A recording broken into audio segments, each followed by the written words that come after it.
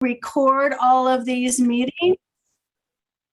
And welcome everyone. As we get going today, we just want you to know a couple of things in advance as we keep welcoming people. We are delighted to have everyone here. This, of course, was an optional orientation, but we're delighted that so many of our task force members are here. For the purposes today, we will be stopping throughout the presentations for you to ask questions. And the chat function is on, but we'd ask that first you try to ask your questions as task force members. For people who are only able to join us on the phone, if you just speak up, I will come to you on the phone as well for our task force members. And on that note, I will go ahead and turn it to Sarah.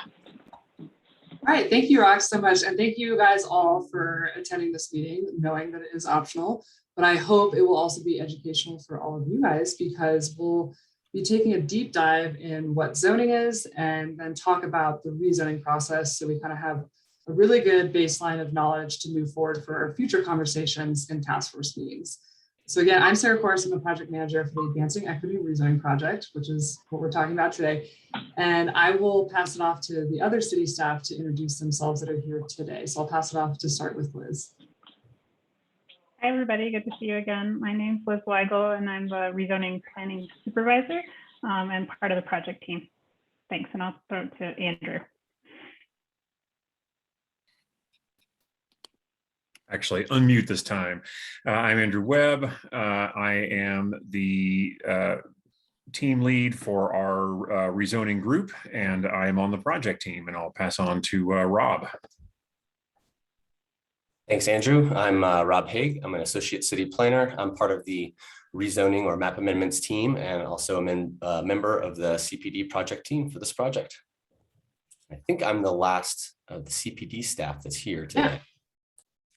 Perfect. And then I think at this point, so that was the city staff, I'll hand it back to Rox to continue with introductions of the task force.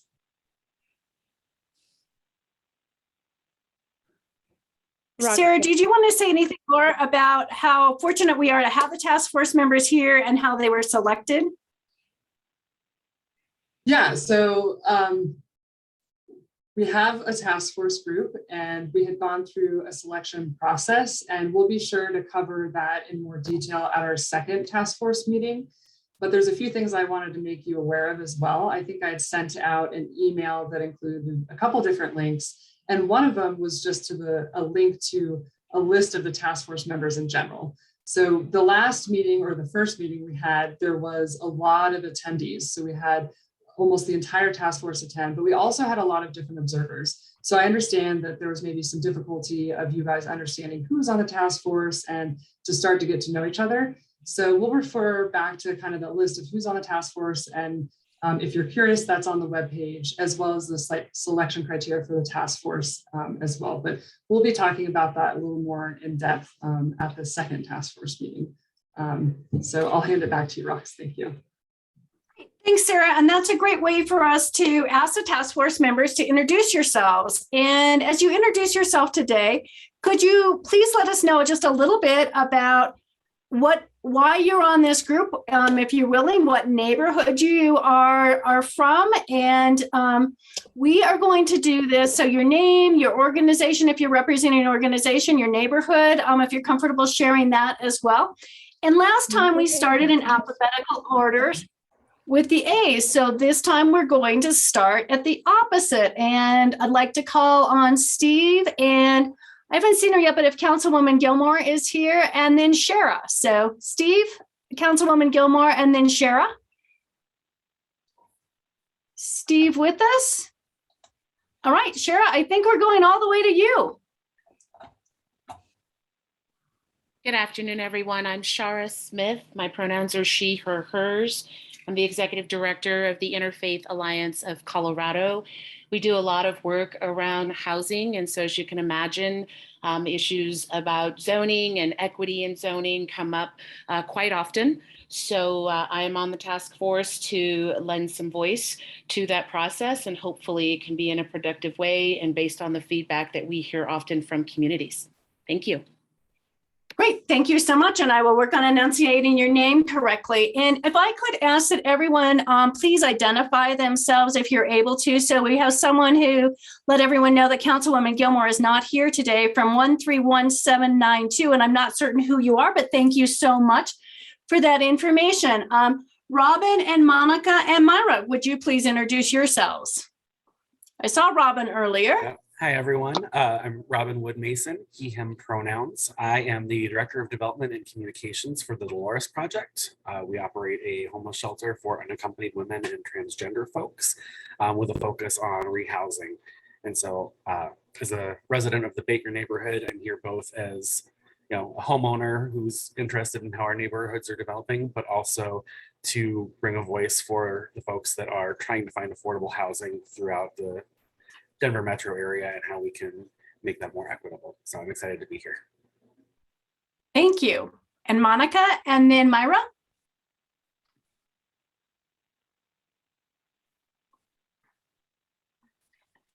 Myra.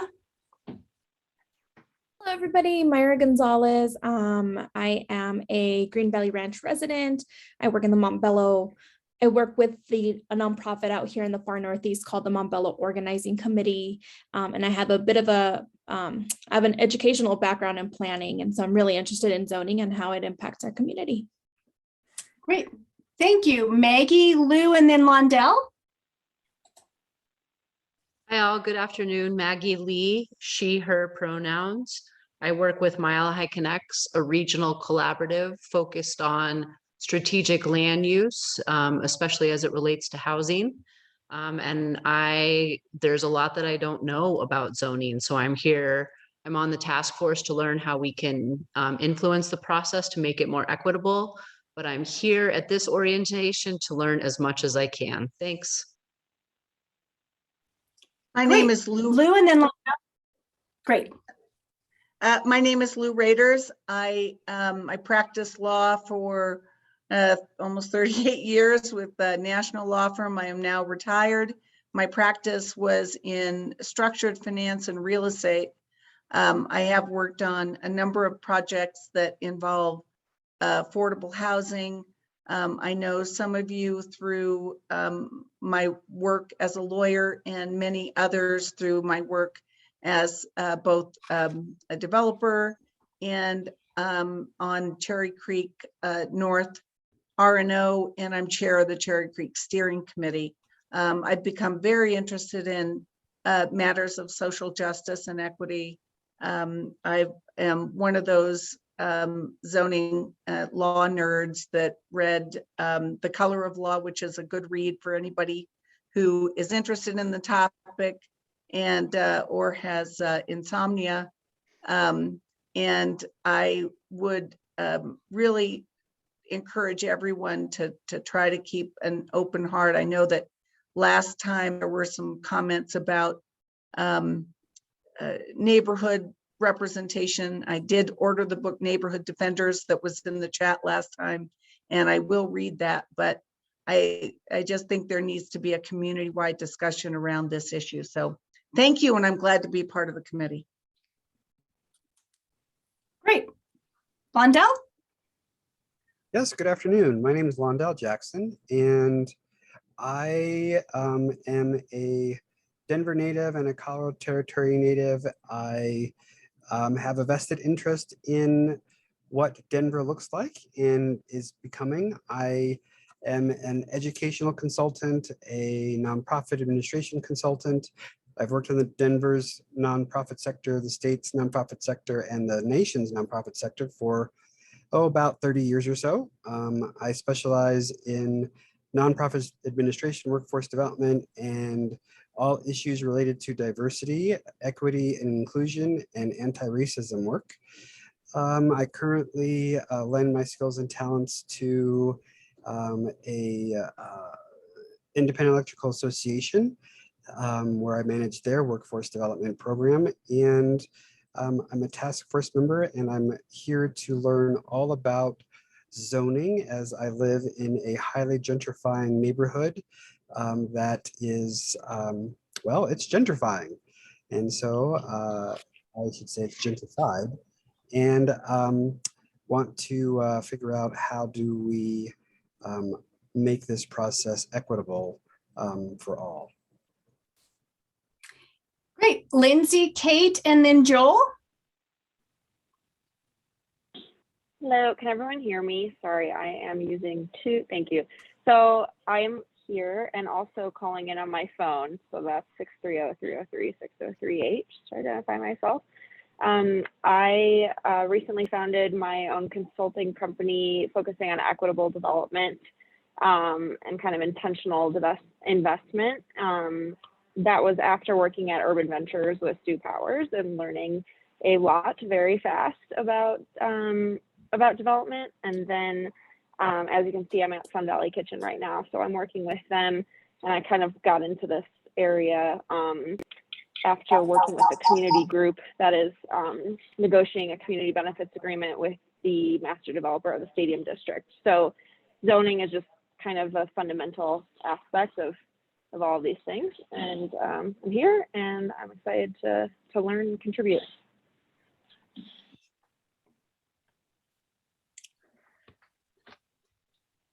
Kate? Hi, everyone. Yeah, hi. I'm Kate Helberg with Habitat for Humanity of Metro Denver. I'm the Director of Real Estate Development, and we build and renovate homes and condominiums throughout the metro area, but the focus of most of our work is in Metro Denver.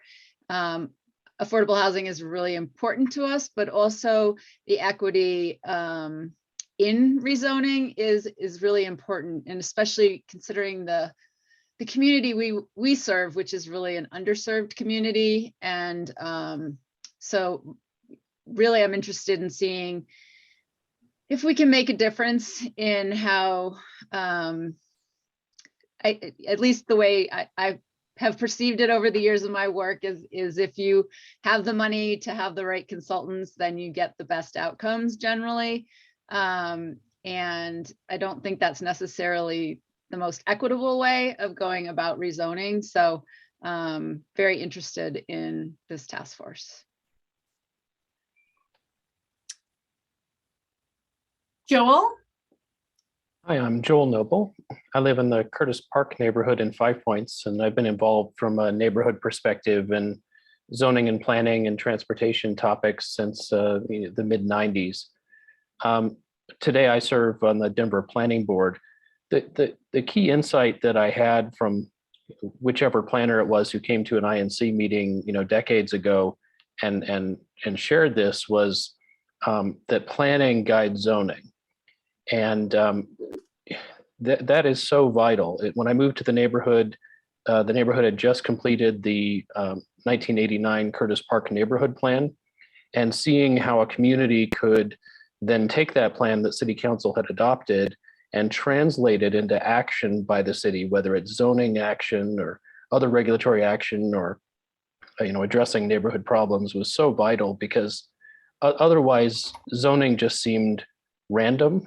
People could apply for whatever zoning they want, and maybe they'll get it and maybe they won't, and you have these hearings and you have this criteria.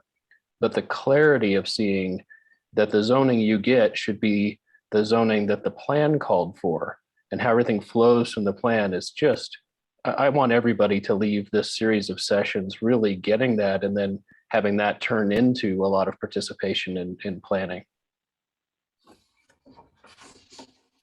Thank you. We'll move to Jerry, Jean, and Elaine.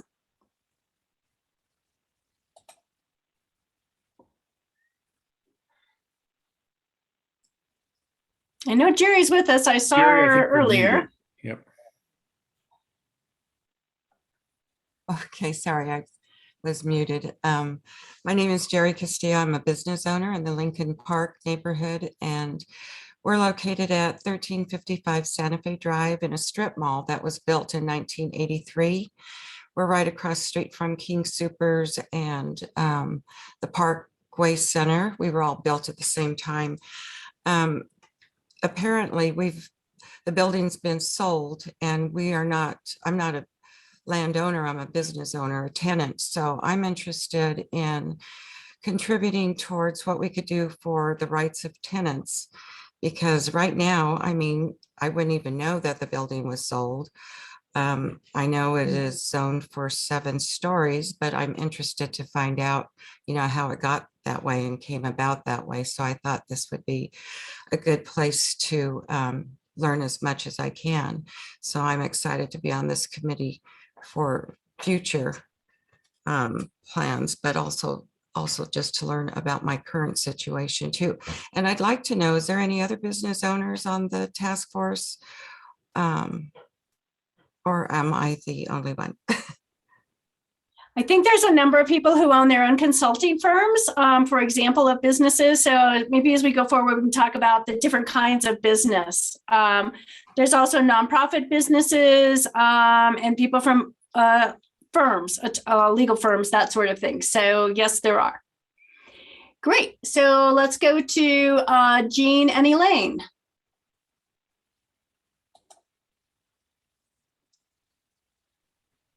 We have either Jean or Elaine with us. Okay, I was trying to keep track of who wasn't able to make it. Claudia, Caitlin, and Bruce. Claudia?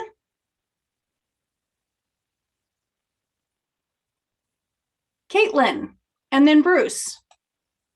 Hi, everyone. Caitlin Quander. I am a land use attorney, and so I actually am one of the consultants that was referenced that often is hired to help guide clients through the land use and zoning process in the city when it seems a little overwhelming and daunting.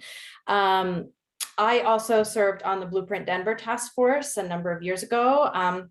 That talked and kind of laid the framework, if you will, around the desire to look at equity more. And I'm really excited to be part of this kind of the next step in that conversation, right? To see some of the goals that were outlined at Blueprint Denver come to fruition. And then Jerry, just to answer your question, we also own a family small business that my husband's father started on East Colfax, and they've been there for 35 years. So understand the small business side too. Thanks.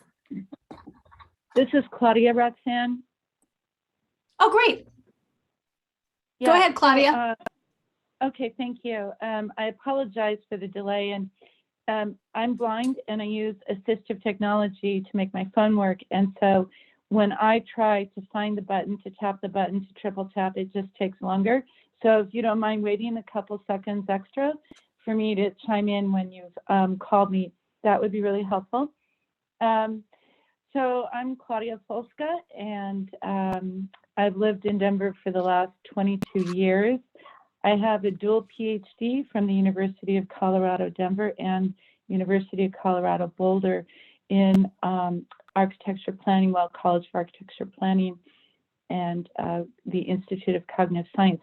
And my interest of research was in how people who are blind navigate the built environment and the implications it has on neuroplasticity. I put the findings of my research into the expansion of the largest investment in a multimodal public transit system in America, really since the interstate highway.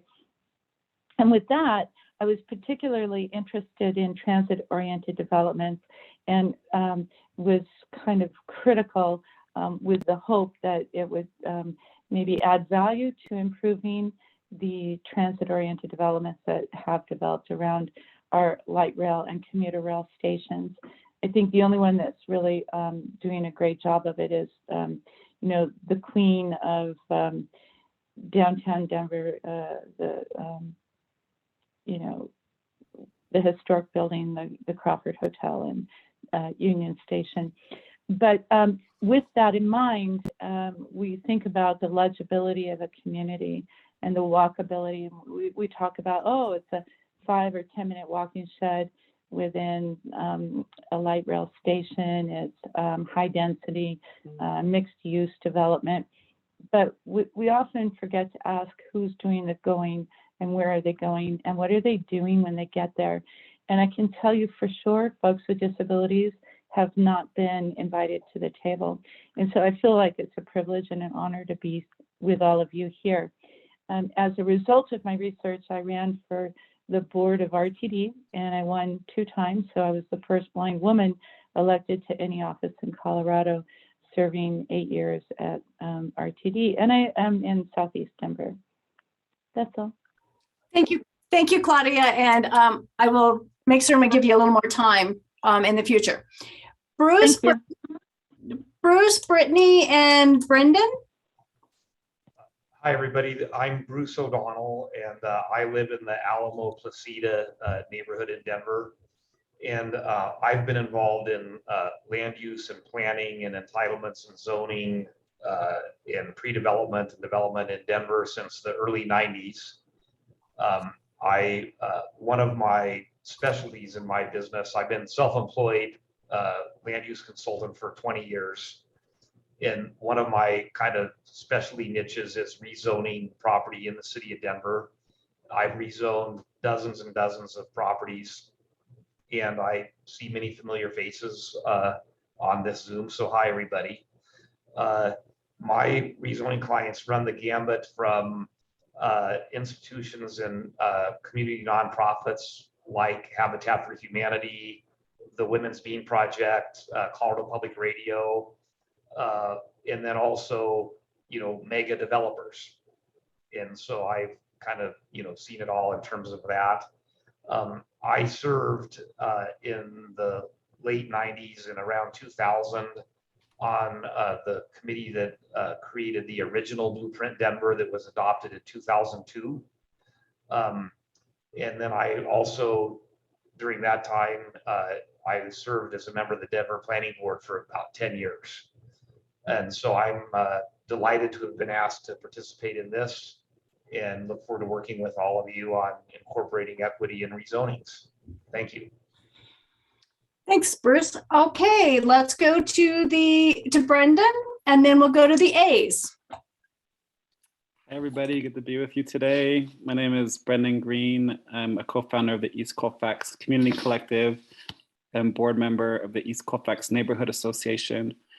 Excited to be a part of this process and interested in tons of stuff, excited to learn, and especially interested in figuring out ways that we can make sure that communities at risk of displacement are informed and involved in the rezoning process as early as possible so that there can be a larger voice in the decisions that come from the rezoning process. Thank you. Great. Okay, Anna and Alfonso. Everybody, I'm Anna. I live in Congress Park. I was an applicant for redevelopment several years ago, and it launched me into the world of Denver politics, rezoning process, and everything. And so that was an incredibly important part of my life, I have to say. Like when you asked us to say why we're here, that's definitely why I'm here. Because I was unfortunately horrified by the entire process. But I also see a lot of familiar faces here. I'm really excited to get down and work on this. And hopefully the work doesn't just start here, or doesn't end here, excuse me, because there's a lot of things we need to do to bring equity into our rezoning and zoning processes. Thank you, everybody. Great. And Alfonso?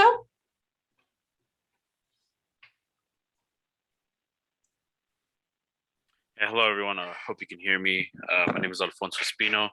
I am a community organizer with the Global Illegal Swansea Coalition, organizing for health and housing justice. I think the organization is the reason why I'm here. It speaks for itself. But the reason why I'm with the organization and why I'm a part of this task force, most importantly, is because I've lived here, grew up here in Denver, Illegal Swansea, all 25 years of my life so far.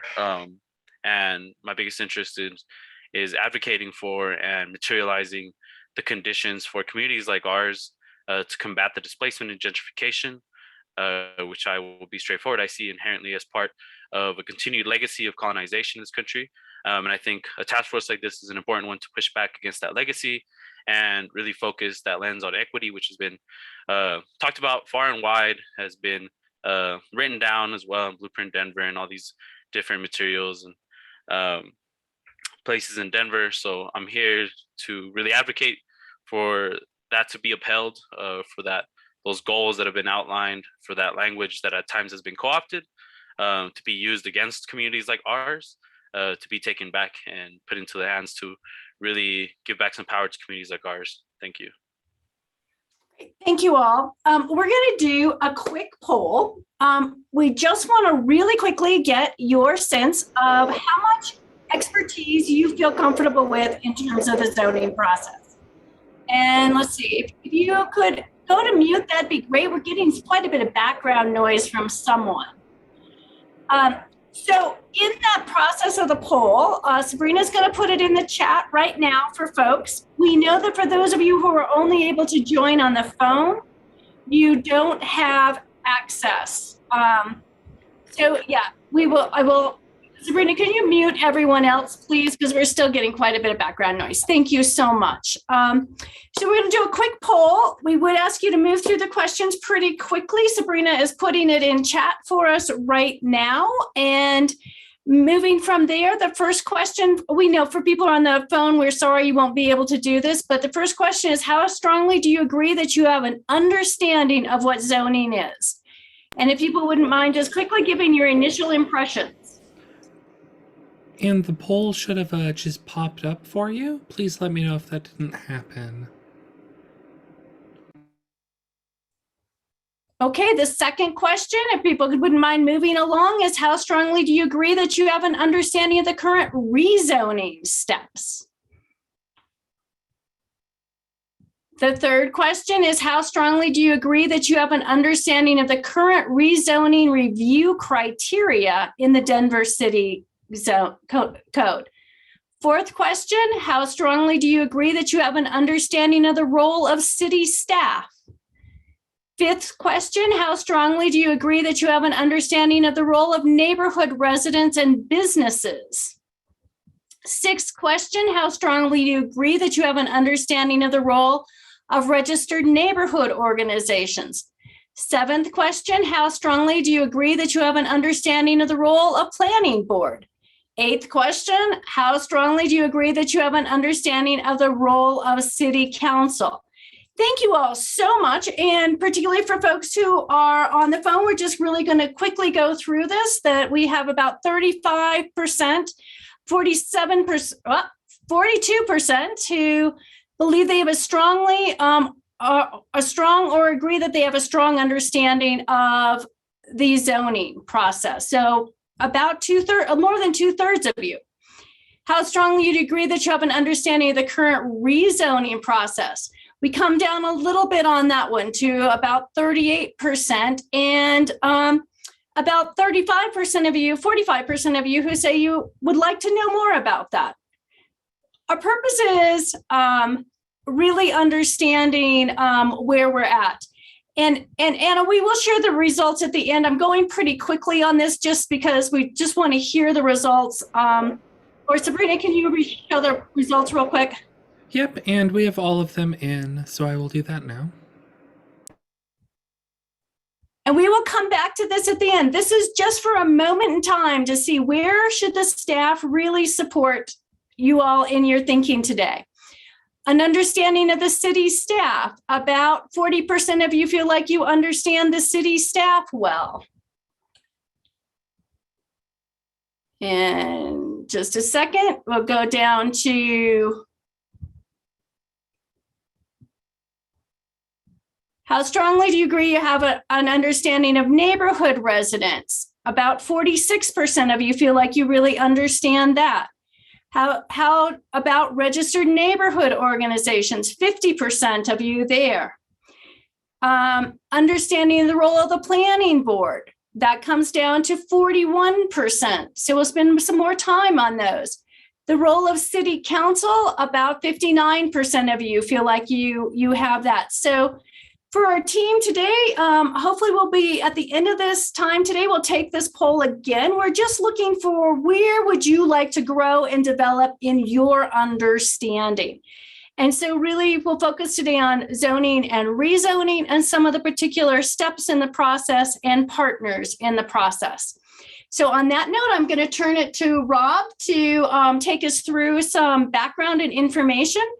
So folks know, Rob will be stopping at various points in his presentation, asking for questions as we go along. We'll try to get to those questions. If for any reason today we don't get to your questions, please put them in the chat and we will come back to them later on. So Rob, let me turn it to you. All right, let me get my sheet or my screen shared. All right, I think we should be good to go. So good afternoon again. I'm Rob Haig. I'm an associate city planner and a member of the Equity and Rezoning Project team. And what we're going to do today is take a deeper dive into zoning and ensure that we're all on the same page as we begin to talk about the rezoning process. So what will we cover today? There are three main components to this presentation. First, we'll start with a definition of zoning and define the Denver zoning code. Then we'll discuss the things that zoning regulates. Then we'll discuss how zoning works, particularly in Denver. So to start, let's look at a definition of zoning. Zoning refers to the laws, rules, and regulations that govern how property can be used in different geographic areas known as zone districts. Each zone district has different rules for how property can be used and developed. The map on the right is an aerial image of northern Denver, and the different colors indicate different zone districts. The yellow and straw colors are residential zones, the red areas are mixed-use zone districts, and the purple areas are industrial zone districts. So you've seen this slide before, but let's talk about the work that CP does again really quickly, just to put in context what zoning is and how it fits in. So our work can be broken down into two types. The first is planning work. So our department works with the community first to create the different types of plans. These are the citywide, neighborhood, and small area plans that ultimately become the policy documents that set the vision and framework under which future decisions are made. The second type of work we do is the regulatory work. This includes creating and updating rules and regulations that inform land use or development. These rules and regulations also include the processes for development, including rezoning, which is the focus of this project. Following this regulatory work, development proposals are reviewed against these regulatory tools to ensure that development proceeds in conformance with the city's vision. So let's talk a bit about how we got to our current zoning. So in 1956, the city of Denver adopted former Chapter 59 zoning, which is the former Chapter 59 of the Denver Revised Municipal Code. And then in 2010, the Denver zoning code was adopted to more accurately reflect the vision that was expressed in our citywide plans, so the comprehensive plan and Blueprint Denver. The Denver zoning code provides more predictability for outcomes, including building height and permitted uses. And when the new code was adopted, most properties within the city were rezoned to districts in this new code. However, some properties were not rezoned into the new code, and this is because they had site-specific customizations or custom elements, and there was no like for like that made a transition from former Chapter 59 to a zone district under the Denver zoning code effective. So this project, however, will focus on a change to the Denver zoning code, but since any rezoning in the city will now result in a Denver zoning code zone district, all rezonings that occur will be subject to the changes that might be made to the process through this project. So there are two main components to zoning. The first component is the zoning code, which is the written text identifying all the rules, requirements for each zone district. And as a reminder, each zone district has different rules for how property can be used and developed. The second component of zoning is the map, which identifies the location of each zone district. The map on the right shows the different colors for different zone districts. So let's put this together as a quick example. If you had a property in Denver and wanted to find out what your zoning was, you need to first look at the map to see what zone district applies to your property. Then you would need to look up your zone district in the zoning code and look up the rules and regulations and requirements for your property. So let's talk about what zoning regulates. It regulates the minimum lot size, width, and depth, regulates the number of structures or buildings that are allowed, as well as standards that include height and general location. It regulates the uses that are allowed on a property. Zoning also regulates parking requirements, such as the number of spaces, the location of parking. Regulates landscaping requirements for development. Also regulates the signage that's allowed on a property. For example, there are rules on how many signs and the types of signs that are allowed.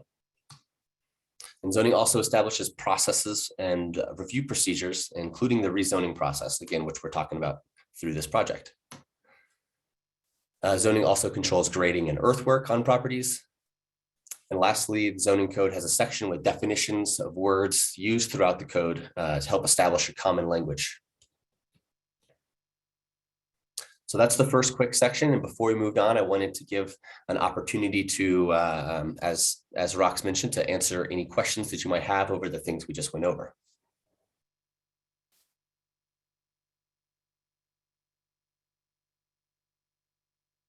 All right.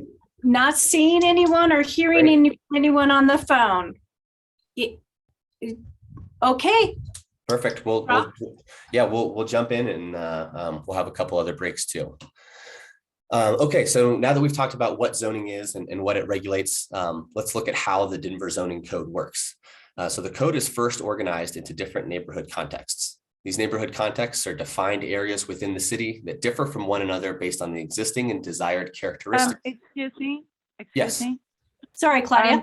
So now, not only did I have my regular scheduled delay in unmuting myself, but there was an extra mute. So I had to find my keypad to press *6 to get in there. So again, my apologies.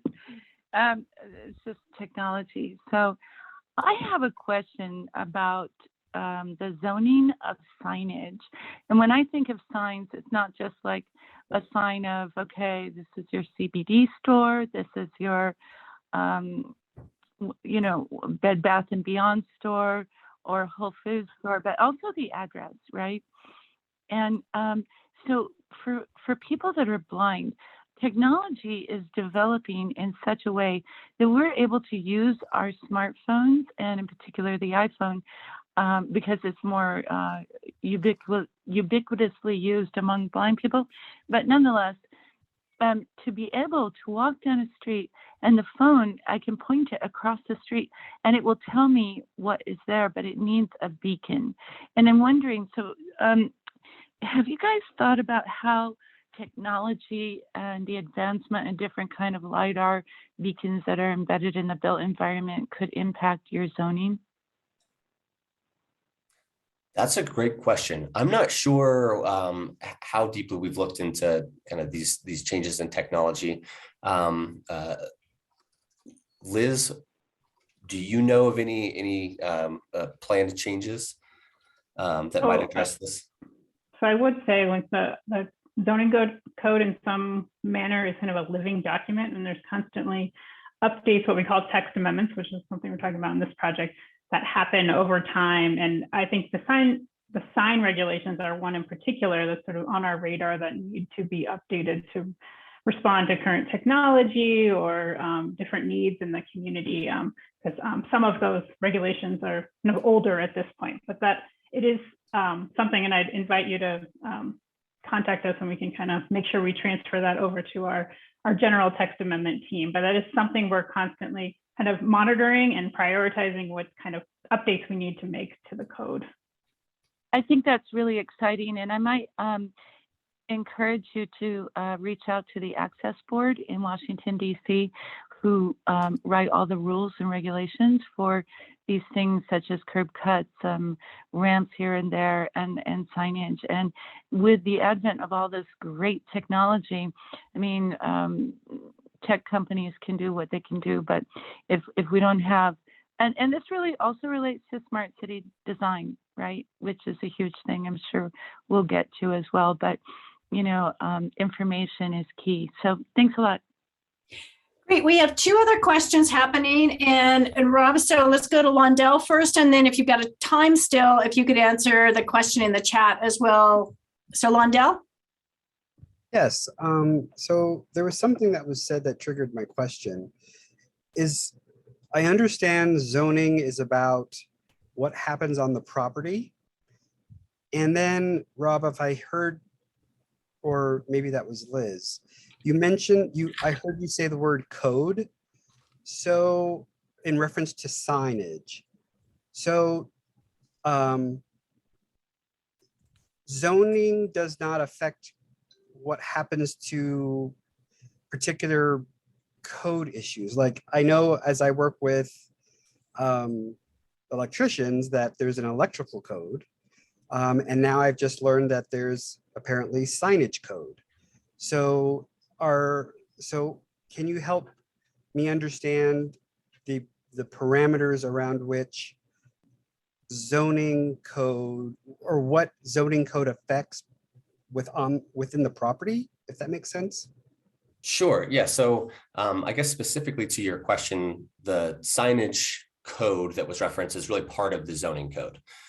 So there's a section in the Denver zoning code that is completely dedicated to signage. The other codes that are related, there's building codes, electrical code, there's fire code.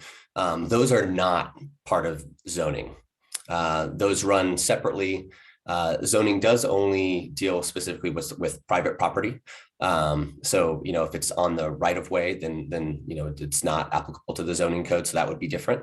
But that list that was on that previous slide, and we'll send out this presentation also with all of the speaking notes, is a pretty good list of the different topics that zoning deals with. So, we went through everything from earthwork, so grading on a property, to structures and how tall things can be, and setbacks and distances. But then there are several other things that are not included. Again, that include part of what you mentioned, the electrical code, building codes, fire code. Does that help answer your question? Yes, it does. Thank you. Okay, great. Okay, Rob, you also have a question in chat about the hierarchy in zoning between blueprint area plans and small area plans. Is that something that you're able to answer quickly, or should we come back to that question? Oh, good. Andrew's got an answer in chat for you, Brendan, about Blueprint Denver establishes high-level policies for land use. And Rob is going to talk about this more in the rest of his presentation. So you're a great transition guy for us. Rob? Perfect. Okay, so let's see. I think we were, so the code is organized into different neighborhood contexts. So these contexts are defined areas in the city that differ from one another based on their existing and desired characteristics. And within each neighborhood context, there are three main characteristics, or three main components. First component are the zone districts. So there are a menu of zone districts, such as single unit residential or mixed use in each neighborhood context. The second component are the design standards. So the design standards define the types of buildings that are allowed, as well as factors that include including their height and location. The third component are the rules for uses and parking, such as whether a retail sales use is allowed or how many parking spaces you need for an office use. But let's just jump back and take a deeper look at the different neighborhood contexts and why they're important to the Denver zoning code.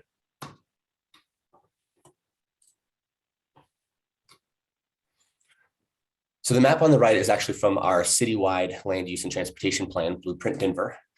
This map shows the future neighborhood contexts from the plan, but the contexts are all the same. The neighborhood contexts have all the same names, and the locations align closely with the current neighborhood context. So this is good just for our point of looking at the general locations. Each neighborhood context includes areas with similar existing and desired characters of development and development patterns. For example, the suburban neighborhood context typically has houses on larger lots with no alleys, while an urban neighborhood context has houses on smaller lots. They're closer together. They have rectangular blocks, and they do have alleys. So defining these different neighborhood contexts helps to organize the city into areas that should have different requirements from one another. And these zone district requirements that respond to the development patterns seen in the different neighborhood contexts.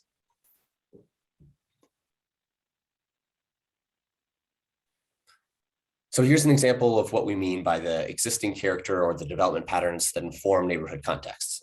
These images show photos and aerial views of the suburban and urban neighborhood contexts. So notice the difference in development patterns between the two.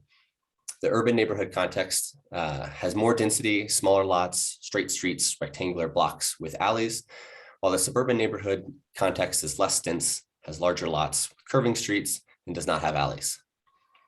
So the Denver zoning code's neighborhood context help the zoning rules respond to these differences in character. So after giving those two examples of neighborhood context, here we see the 6 main neighborhood contexts that show up in the Denver zoning code. So starting with the suburban neighborhood context in the top left, the neighborhood contexts typically become more urban and more dense as you move towards downtown Denver. In addition to the 6 neighborhood contexts on the previous slide, the Denver zoning code also has special contexts and districts. These special contexts and districts are those that needed to be treated differently due to specialized uses, forms, and regulations. And these special contexts and districts also have different zone district naming conventions than described in each division within the code. So we covered what a neighborhood context is.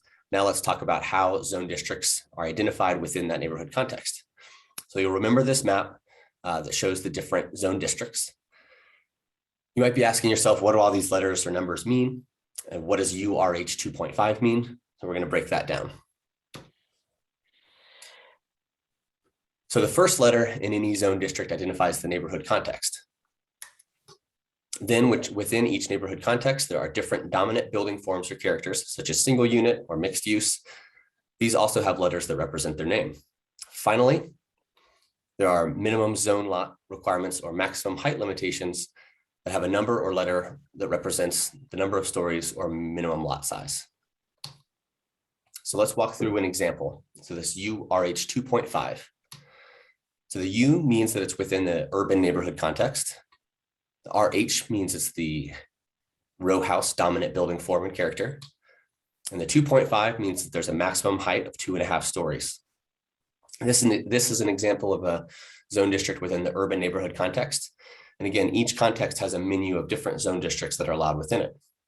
So let's look at a different example, CMX8. So this zone district is within the urban center neighborhood. Has a mixed use dominant building form or character, and has a maximum height of 8 stories that's allowed.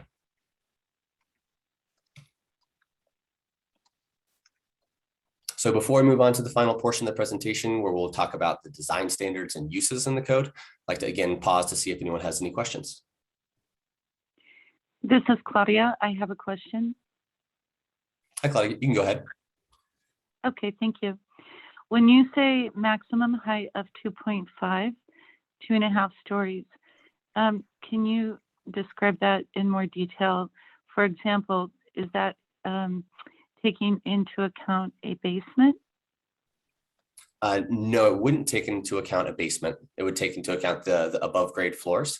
And so typically these zone districts have a maximum height of, let's say, 30 feet. And then so the 2.5 stories that would be allowed would be kind of 2 full stories, and then the half story above, which I believe is 75% of the floor below. And in addition to the maximum height requirements, there's a type of form regulation called a bulk plane. And so the bulk plane, it extends up from the property line, either 17 feet, let's say, depending if you're in an urban or single unit zone district.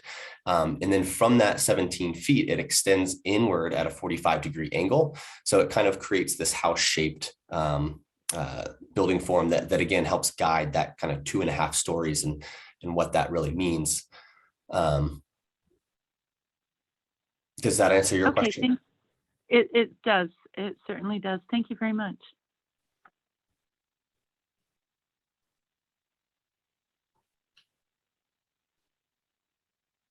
If you're talking, you are muted.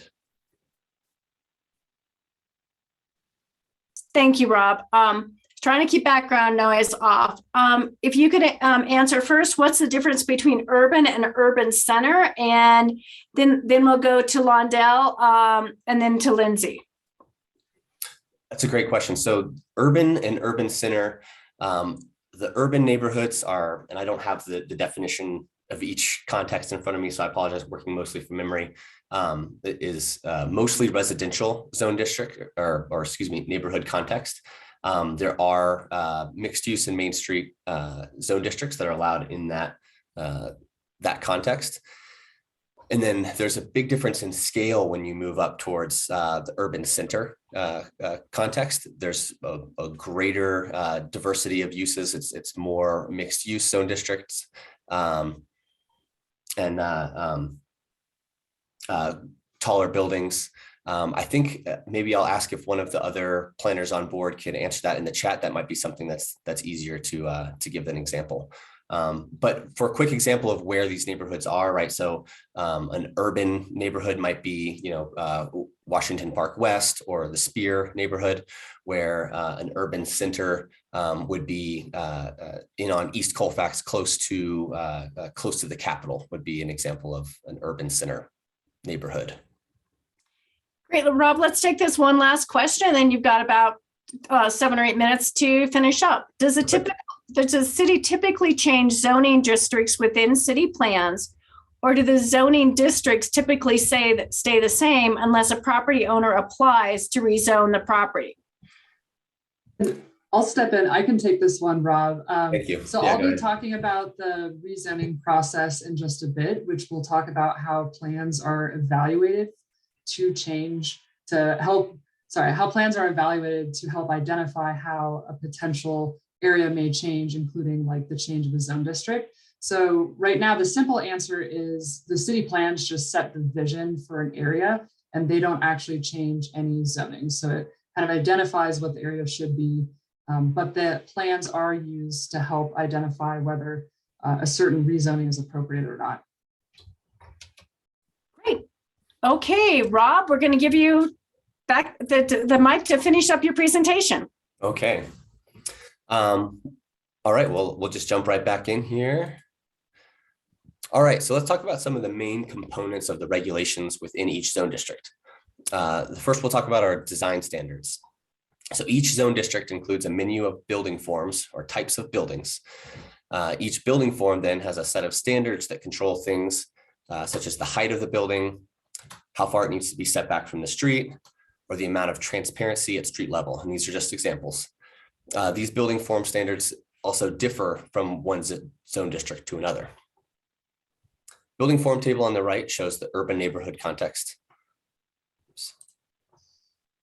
It shows the zone districts that are within that context, the building forms that are allowed, and then identifies which of the allowed building forms or which of the building forms are allowed in each zone district. So there are also building form illustrations in the Denver zoning code that are intended to show just one example of a building form and how it meets the typical heights and characteristics which contribute to the consistent context of a neighborhood. The standards for building forms do not control the specific shapes, roof styles, or architectural styles of a building. And in the end, the goal of zoning isn't to dictate the design of a building. Rather, the goal is to allow a variety of outcomes while ensuring certain neighborhood or certain standards are met. So the last main component of the zone districts are the uses, parking, and limitations. So as we've discussed, each neighborhood context has a menu of zone districts. And these zone districts are broken down into two main categories. The first category are these residential zone districts, and they allow for primarily residential uses with some incidental uses like institutional, community uses, public service uses, as well as uses that are accessory to the residential use. URH 2.5 that we talked about earlier is an example of one of these residential zone districts. The second category of zone districts are the commercial mixed use zone districts. These allow for a greater mix of uses. They allow for commercial, retail, business uses, and also permit residential uses. These zone districts do not require a mix of uses, however, and development in one of these districts could be solely residential or non-residential, depending on the development.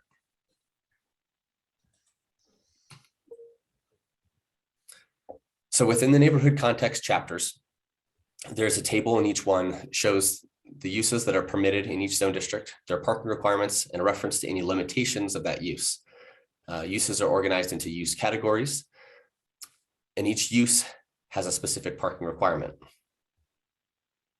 The center portion of this table indicates whether a use is allowed in a certain zone district. And this column also tells us whether or not there are limitations on that use that are described in another section of the code and which processes are required to establish that use. So for example, most of the uses shown here are in the L or have an LZP designation. This means that these are permitted uses with limitations and that a zoning permit review would be required to establish that use. Lastly, at the far right hand column. This is a section that shows where there are any applicable limitations and where they can be found in other sections of the code. So that's it. That really concludes our crash course into the Denver zoning code. We went over a lot of information really quickly, so I'd be happy to answer any final questions that you have. Great. Well, last time I had said Londell, and then Londell, I didn't see your hand still up, so I missed you, and I apologize for that. But Londell had a question in chat. Can a design aesthetic be incorporated into the zoning code? I might let Sarah or Liz answer that. I can help answer that as well. So there are certain aspects of the zoning code that do control a bit of the building shape and form. So I think Rob mentioned in the zoning code, it will determine building height, maybe the general location of the building, but it doesn't go as far down the road as saying like what the building should actually look and feel like. Thinking of like the facade details or like the color of the building, for example. There are other regulations besides the Denver zoning code that also apply, and we'd be happy to talk about that at some point as well. But one of the main ones that I'd point out is there are some areas of the city that have design standards and guidelines, and these provide a more kind of qualitative approach to development. So those standards apply on top of the zoning code and go even farther to help determine what those buildings should look and feel like. And in DSGs, they will also go as far as saying, you know, maybe what the materials should be and talk about things like that.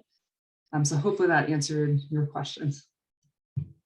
Yes, thank you. And it's just, not that I'm suggesting, or maybe I am, it's just, I know I can speak for our neighborhood in that many of the discussions that we've had is that the new construction, much of the new construction seems to not fit with, or even attempt to fit in with the existing structures within our neighborhood. And then oftentimes they say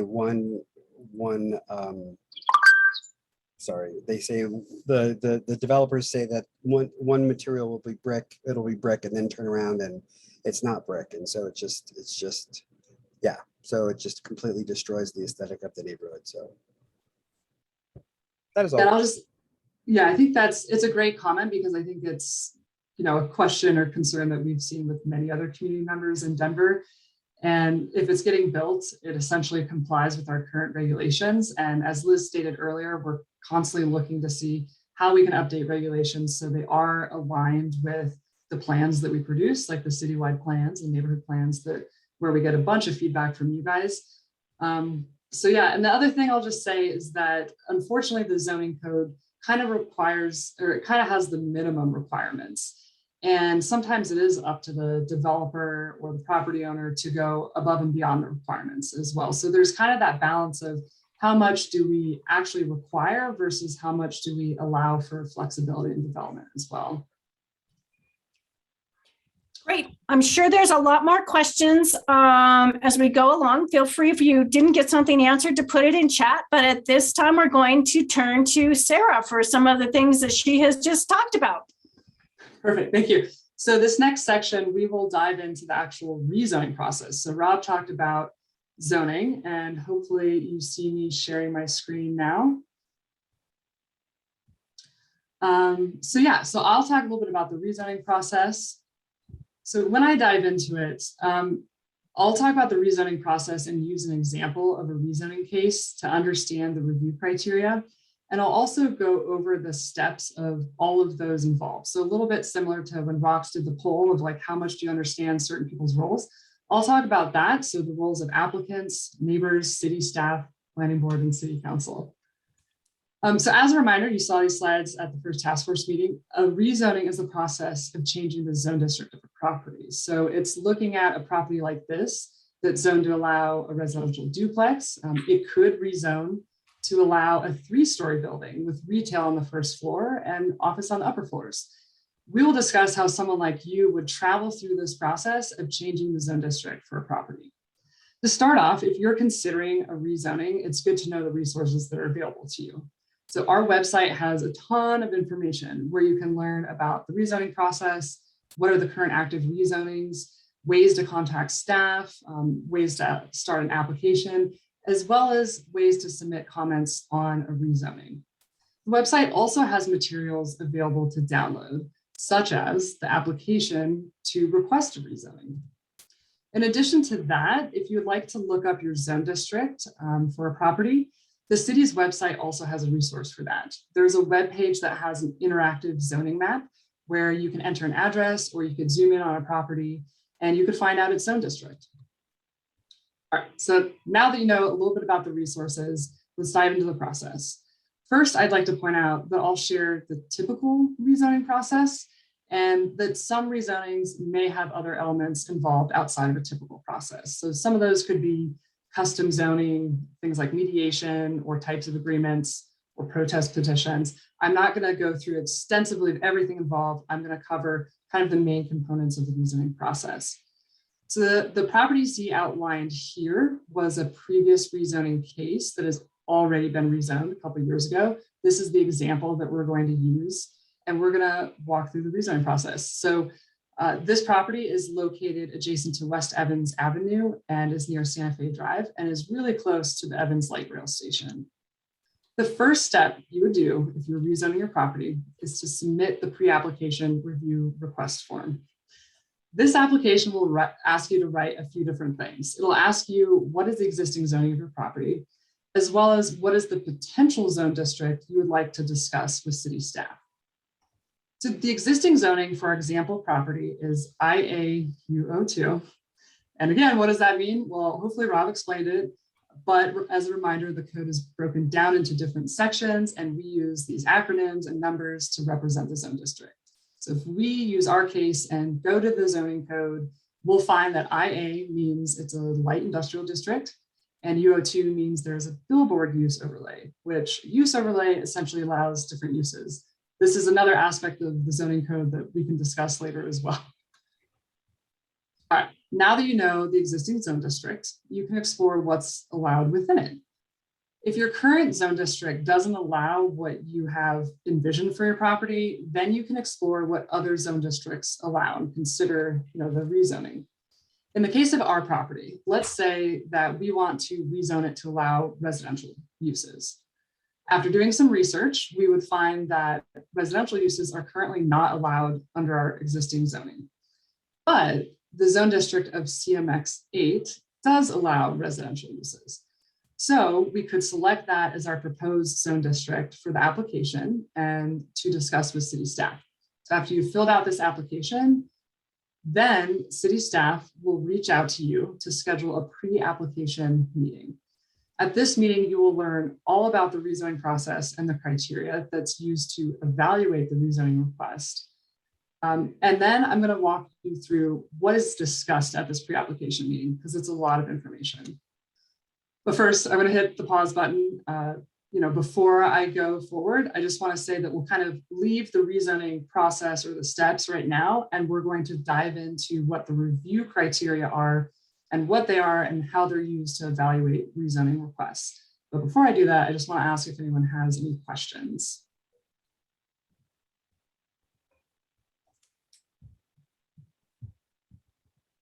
All right. If there are no questions at the moment, or at least questions that need to be answered live, I'm going to continue on. Okay, so going back to our example, if we, the example of West Evans Avenue and the property adjacent to it, and we're requesting to rezone from IA-UO2 to CMX8. So during the pre-application meeting, city staff will confirm the location of your property, what buildings are on it, what uses are on it, and talk a little bit about what your rezoning proposal is, like what do you want to do? Then we'll also identify the surrounding context, and we'll start by talking about what the surrounding zoning is to begin with. So you have an idea of what your current zoning is, which is industrial, and what other zoning is around your property. We'll also point out the existing land uses. For example, this property has an industrial land use. City staff will also talk through what's allowed in the existing zone district, as well as what's allowed in the proposed zone district. So this would include having a discussion about uses or the building form standards and things such as building height. So we get a good idea of the difference between the two. The next thing that's discussed during this meeting are the review criteria. So the review criteria are extremely important. They're defined in the Denver Zoning Code, and they are what city staff, planning board, and city council use to evaluate a rezoning request. So this evaluation includes determining whether the rezoning request meets all 5 of the review criteria. So you need to meet all 5 of these when you're considering if you're going to rezone your property. I also like to mention that when a rezoning request is evaluated, it's only evaluated based on the proposed zone district or the potential of the proposed zone district, and it's not evaluated based on a specific development proposal. So city staff will let you know that if you move forward and submit an application, you will need to write a narrative to explain how you feel your application meets the review criteria. So you need to keep that in mind. All right, so I'm going to walk through the review criteria. We're going to start with the first one, which is consistency with adopted plans. So what does that mean? So typically plans have a geographic boundary that they cover. And if you need to look up your plans that apply to your property, there's a list of all the completed plans on our webpage as well. So we've looked up the plans. For example, along West Evans Avenue, there are 5 plans that cover this property. Each plan will have recommendations for land use, and the requested zone district should be compared to those recommendations, and they should be consistent with them. So let's start with the comprehensive plan and Blueprint Denver. These are citywide plans. Since they cover the whole city, their recommendations apply to every rezoning. And as I stated at the first task force meeting, these plans also have equity guidance that we consider in every rezoning as well. In addition to that, we have also integrated additional analysis related to the 3 equity concepts identified in Blueprint Denver. So this analysis has been integrated into larger rezonings, as well as those in vulnerable neighborhoods, which have led to outcomes such as voluntary affordable housing agreements.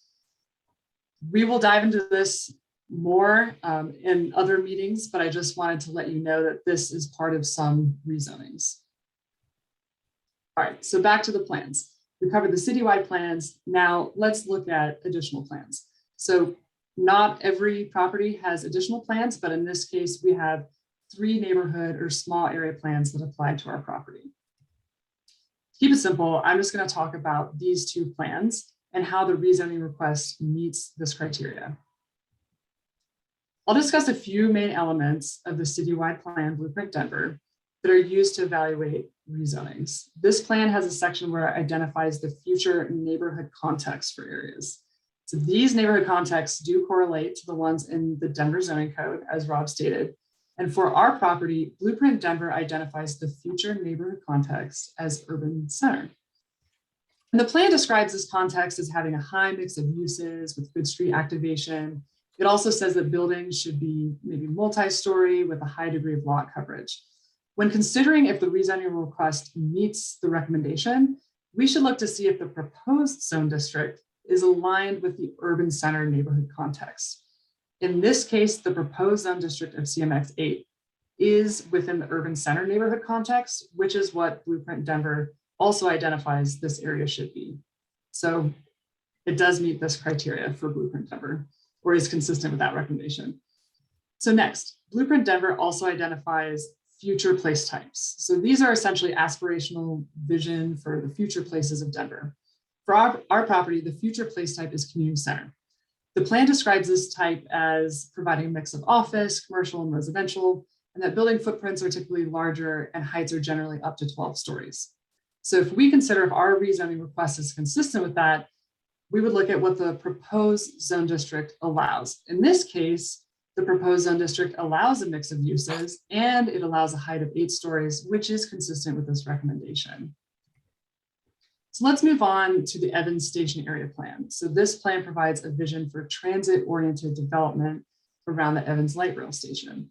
This plan will provide the additional guidance, and it states that our property should have a land use of mixed use residential, with the primary use being residential, but office and retail can also be supported.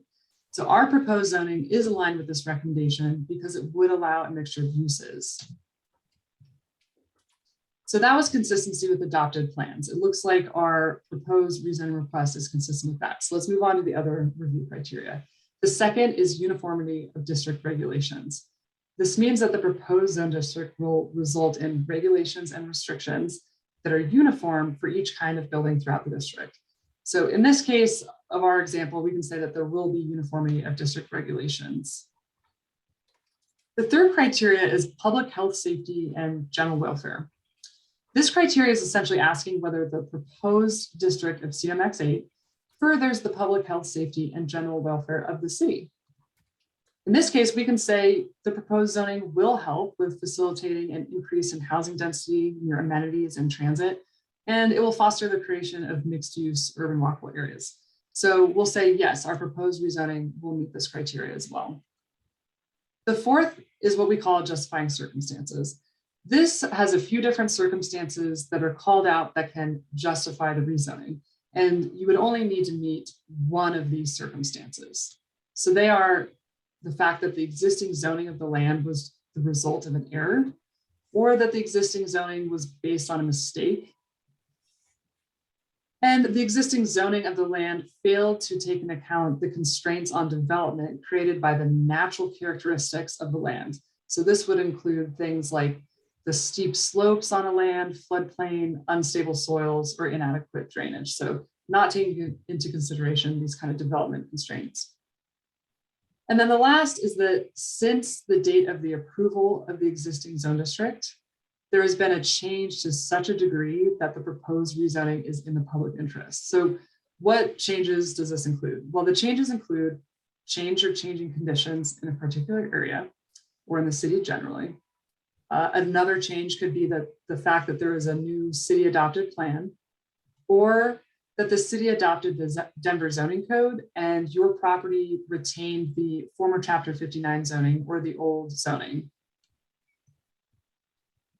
So in the case of our property or example, we could use a justifying circumstance that there was a city adopted plan because we're aligned with Blueprint Denver and it was adopted, let's say, after the zone district was there. So the last criteria is consistency with neighborhood context, zone district purpose, and intent statements. Essentially what this is that in the Denver zoning code, there is a general description for each neighborhood context. And there's also a description of the general purpose and intent of each zone district. So it just describes what should happen. This criteria means that the proposed zoning and what it allows should be consistent with all of those descriptions, so what it describes. In the case of our example, the proposed zoning of CMX8 is consistent because it does meet these descriptions. To save a bit of time, I'm going to just keep going on. All right, so that was a lot of information. So essentially, the purpose of the pre-application meeting is to ensure that the applicant understands the rezoning process as well as the criteria, and that the criteria is used to evaluate a rezoning request. At this point during that meeting, city staff only explain these things, and we don't make any recommendation on zone districts, and we also don't suggest whether zone districts meet or don't meet the review criteria. We're here to explain kind of the existing context and to explain what you're proposing. So city staff at this point will also encourage you to do your own informal public outreach. And so this means we'll encourage you to connect with registered neighborhood organizations, your district council member, and other organizations or community members that might want to be made aware of this rezoning request. So I'll pause here again for any other questions that you guys may have about the rezoning review criteria.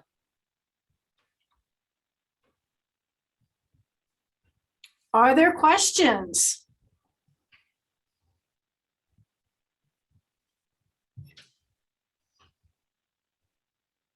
Yeah, this is Brendan. At what point does all of this become public, and how would community members know when pre-applications have been filed? Yeah, so that's a great question. So in the next portion of the presentation, I'll talk about when a rezoning request becomes public, and that's when an official application is submitted. At the time of a pre-application, it's not made public. I mean, the presentation or other things, could be made publicly available, but it's a pre-application meeting because at that point, the property owner or developer or representative hasn't necessarily officially chosen a zone district. So it's not advertised because they could change the zone district or decide on a different one. And at the pre-application meeting, you could also request to discuss a couple different zone districts. So that's where they're kind of, maybe someone's interested to learn a little bit about some different zone districts. So it's really just a very informal meeting, but it's very important for the applicant to understand all of this information that I just went over. Thank you for that question. Are there other questions? All right. All right, well, I think I may continue on. Please interrupt me if there's some that trail in, but I'll stop at the end of the presentation as well for more questions. So now we'll get into the meat of kind of the rezoning process and where a lot of other people become involved. So after the pre-application meeting with city staff, again, we would encourage you to do informal outreach, but it's not required and highly encouraged. So if you've done informal outreach, you feel ready to submit, then you would submit your actual rezoning application. So this is where you would request that zone district that you would like to rezone into, and it becomes a formal application. So this application also asks for a variety of information, including a description or the narrative of how the requested zone district meets the 5 review criteria. So that's why it's important for you to know how the review criteria are used and evaluated, because you also kind of have to do your own evaluation when you submit your application to describe how you think your zone district meets the criteria. So once you've submitted a complete application and you've also paid the rezoning fee, then city staff sends an email public notification to registered neighborhood organizations within 200 feet of the property, as well as at-large and district council members. So like the council member of your district and the council members kind of the entire city. In addition to that, a postcard publication or public notification is sent to property owners, again, within 200 feet of the property. And then finally, the application is posted to the city's active rezoning webpage. So when it's a complete application, we do the notification and we also have it up on the webpage. At this point, staff will also collect any written public comments that we receive, and we'll include that as part of the application. And those public comments eventually will be shared with planning board and city council. So you've submitted your application and then city staff will send it out for an application review. So departments and other agencies provide any comments on the application.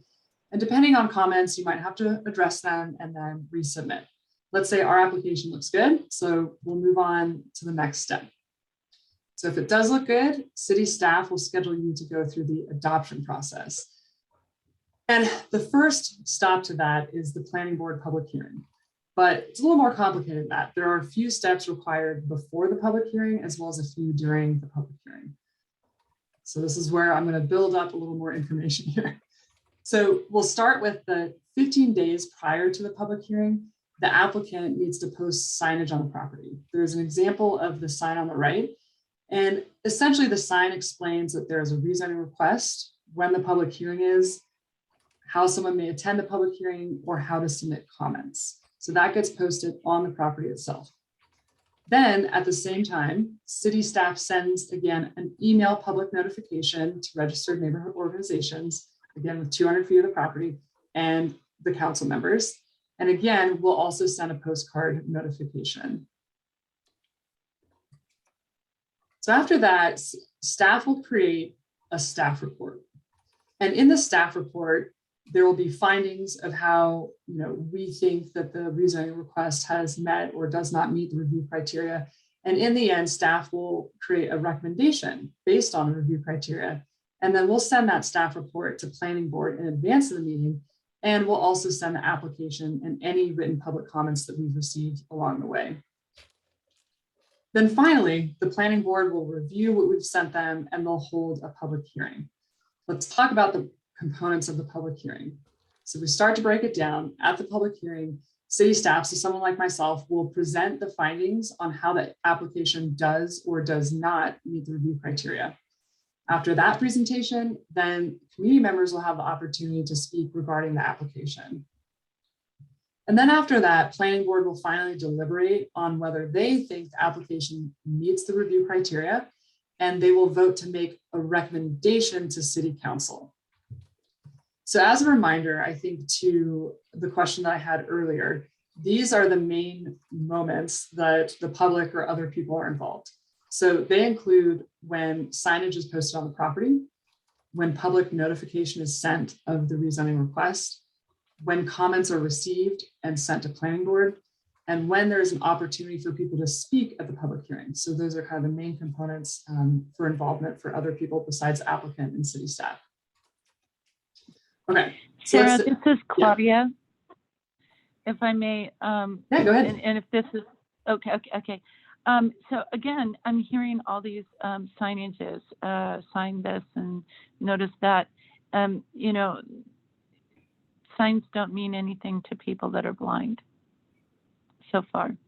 And so I'm wondering if we could start considering as just a way to better communicate to folks that are visually impaired or blind Yes. in all this process, and sort of, you know, like digital outreach or, you know, emails or whatever. And people I don't know how to start building that, but, you know, there's the mayor's commission for people with disabilities that may be engaged in that process as well.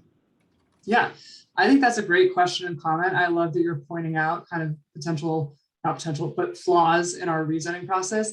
And I think that's a great point to say, like, this is the reason we're doing this presentation, is so you guys have a really good understanding of what the process is. So then you can give us feedback just like that. If you find something that does seem inequitable or something that you feel it could be improved upon, I think those are things that we really want to discuss throughout this project and dive into what are these other alternatives that we can start studying. So I think that's a great comment, and we'll definitely take note of that as something this project and that we should examine moving forward.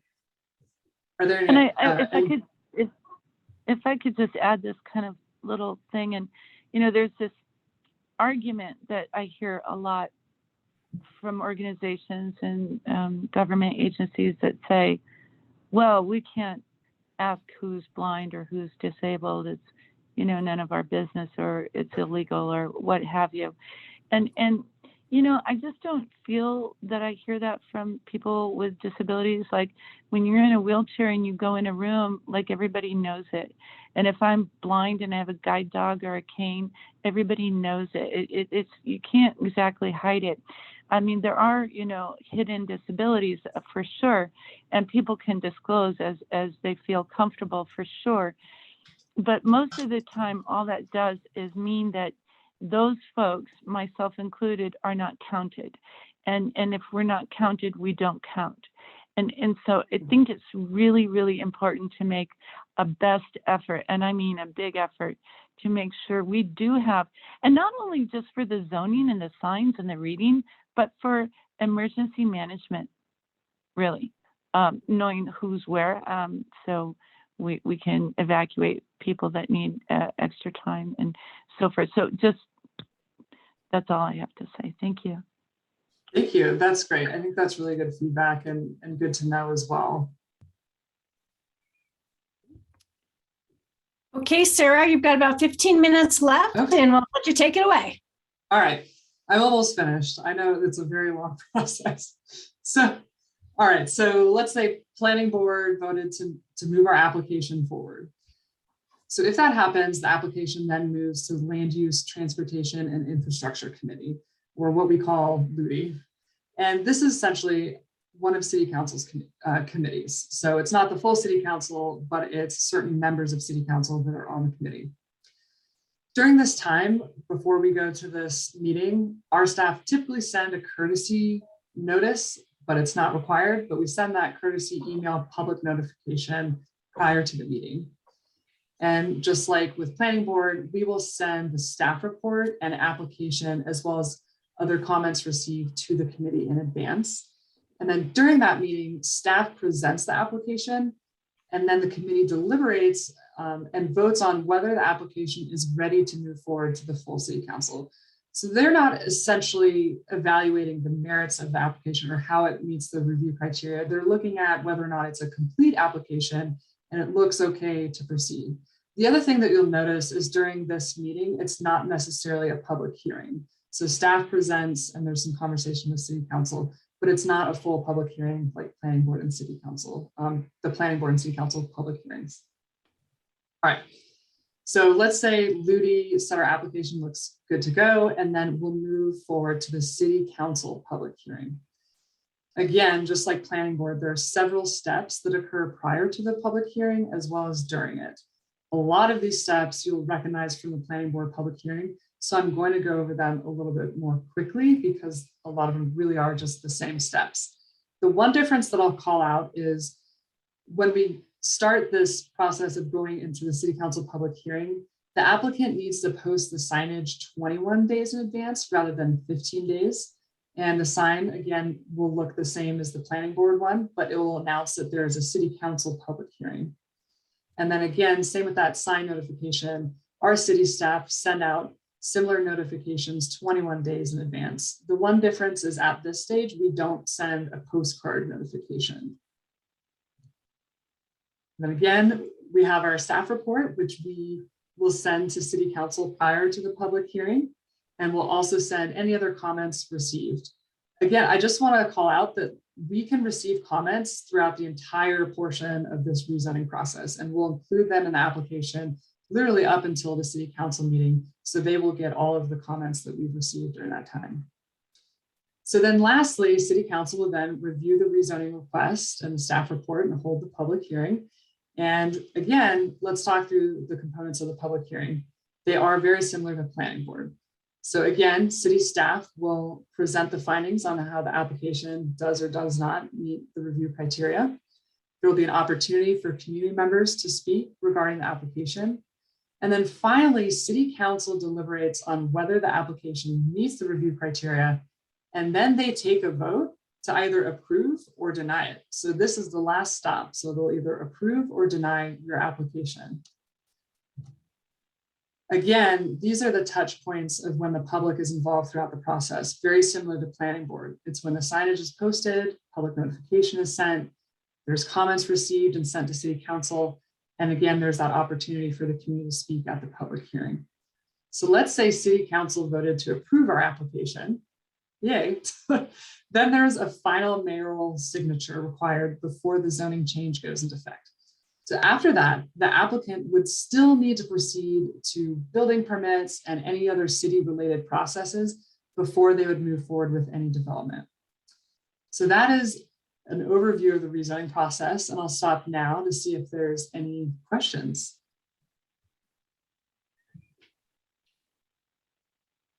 Sarah, you walked us through a very complicated, complex is probably a better way of saying it, process. So I can't imagine there's not some questions. Claudia? Yeah, thank you. Okay, so again, with the public hearing and outreach and public comment period, again, you know, and COVID has really taught us that we can get broader engagement. So I would just say that it would be helpful. Sometimes folks with disabilities cannot get to the location where the public engagement participation would be, but if they could find, you know, a Zoom way or a Teams way to, or some fashion to engage in that public comment hearing from a remote location. And even then, not everybody with a disability has access to that technology or is good at using it. And I'm like not good at using that technology. So I'm one of them, but you know what I mean?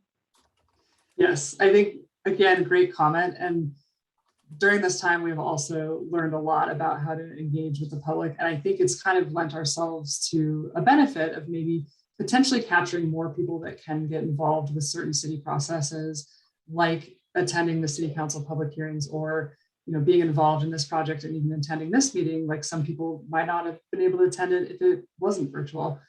I will say right now, city council and public hearing and part of that adoption process does have a virtual option, or right now I think it only has a virtual option. And we have been using the format of Zoom and things like that. And it is also advertised, I think, on Denver Channel 8, so you can just watch it if you would like. But if you'd like to, But you have actually to have Comcast. You have to have Comcast Okay, or some yeah. kind of cable. Like I hate them, so I only have the antenna. And I miss that Channel 8. I do. But is there some other antenna way to do it? Yeah, so we will advertise it through our website as well. So you should be able to go through the internet to then watch a live feed of some of these meetings. But yeah, I think we'll consider your feedback because I think we're trying to figure out the best ways as well. Yeah, because people like to people that attend. are disabled, they don't know that it's the whole problem. I don't know what I don't know. Yeah, thank you. Great. We also have another recommendation coming forward in chat that I just want to be able to read for folks. And that would be that while information is provided in English and Spanish, the signs should also be in Spanish. And then another question that came in chat about how long does it take? And 5 to 7 months was the answer for that process that Sarah just walked us through. So Sarah, you did an amazing job in getting it through in a whole lot less than that in terms of the education of us. Are there other questions for Sarah? This is Londell. I'm sorry that I don't think my camera's on. Anyway, I would just like to add into my statement that we have pockets of very diverse neighborhoods and very diverse ethnicities. And so to my question regarding languages, I think it might be important to consider that not only English and or Spanish, that signage should be available, but also consider the dominant population in those particular neighborhoods where and providing signage in that particular language. And I'm not saying to have a United Nations banner up, but just being considerate of who is in that particular neighborhood, because it might not be someone who speaks Spanish. It might be someone who's Vietnamese. It could be someone who's Eritrean. It could be someone who's Ethiopian. It could be all kinds of folks. So I think it would be, it's just kind of understanding who Denver is, who Colorado is, and who the country is. And it's not always visually abled English speakers. Great. Thanks, Londell. And we're going to take one last question from the chat, which came from Lindsay. Sarah, can you talk a little bit more about the public comment process, how long it is, equity considerations that are in place already? It's great to see quick wins and possibly harder wins, but recommendations coming forward already from folks. So thank you for all of those. And yes, Joel, I should tell folks that when I said 5 to 7 months, that's if it's, the most straightforward process as well. So Sarah, could you answer Lindsay's question about the public comment? Yes, there's depending on what you mean by the public comment process, I think I'm going to interpret that's sort of throughout the rezoning process and not maybe like specifically at the hearing itself. So when we consider the public comments, there's things like you can send an email to me if I was the case manager of a rezoning case. You can send emails directly, comments directly to us. In addition to that, there would be other opportunities for you to get involved. So I think I mentioned the registered neighborhood organizations. And when we send notification out, they were included as one of the parties that gets the email notification. So if you happen to be involved in one of the registered neighborhood organizations, or what we call RNOs, then you would have maybe a little more access or awareness of some rezonings that might be going on. But I realized that in itself could cause certain inequities in terms of who is represented on these RNOs as well. And so I'm just rereading the question really quick. Yeah, I think the rest of your statement, I think we'll definitely have to consider that with this project and the process in terms of how are certain voices heard, how we're really communicating with the public, how we're setting notifications, and having that opportunity to receive comments. So for example, like when we receive the written comments, they're included within the application and they're considered by planning board and city council. But we can talk more about that in terms of how public comments are used going forward as well. I would just add that we do have a team at the city called the Neighborhood Equity and Stabilization Team that we coordinate with pretty closely. And Sarah mentioned that we've been working to already integrate equity into our rezoning process. And this project's about formalizing that more. But we do work with that group with neighborhoods that they've identified as vulnerable, about keeping them in the loop, and also suggestions for other folks that we should be reaching out to, or suggesting that the applicant reach out to, so that we're not just always getting that registered neighborhood organization group, but that we're making those connections and making that broader awareness there with the connections that team has. Great. Thank you all. And if there are other outstanding questions, feel free to put them back in the chat. We are going to repeat the earlier poll. Now, a couple of things. If you weren't here for the first time we did it and are a task force member, we still want you to take it. What we're looking at is, for our task force members, where else do we need to focus? We did a lot today in a short amount of time, and you may have places where you said before, I think I understand that, and now you're like, I think I need some more on it. So don't worry about it. If you have areas where before, this is not an evaluation of the orientation session, it's an evaluation of where else do we need to learn and grow together. So for those of you who weren't here when we did it before, it's 8 simple questions. It will go to everyone who's on the call, but I would ask for non-task force members. So that's city staff, us as your facilitators, that sort of thing, to just not take the quiz, but for task force members to take the quiz. And Sabrina, will you pop it in the chat function again? And again, apologies to those of you who have to be on phones today, or always need to be on phones, but it's just helping us get some more information from the task force. So you should all be able to see the poll right now. If you're not a task force member, if you just put in poll, it'll go away and come off your screen.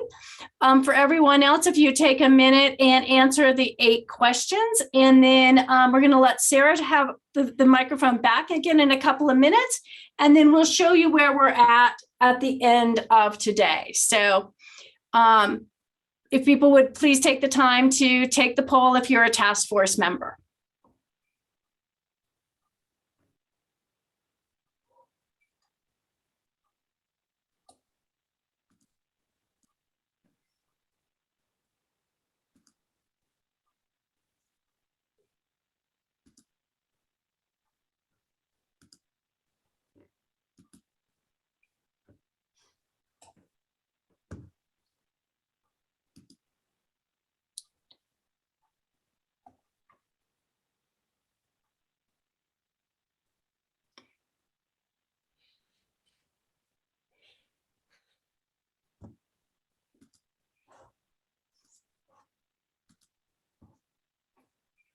Give you about 1 more minute. It's great to see a few more people being able to complete it. We're looking for about 18 to 20 members, if you're watching that, based on who's task force members and who's not on a phone right now. We know we have a couple of you in that situation.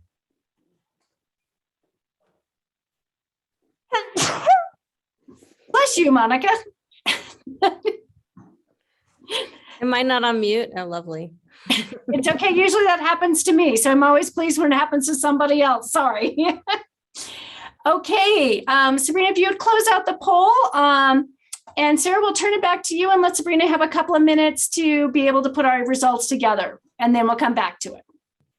Yeah. So while we're kind of putting together results, I just wanted to come back to the main goals of the project that we mentioned at the first task force meeting, with hopes that maybe we can make like kind of that switch in our brains of like, oh, that's what we meant by the goals, now that I think we have a better understanding of the rezoning process, hopefully, unless I just confuse people.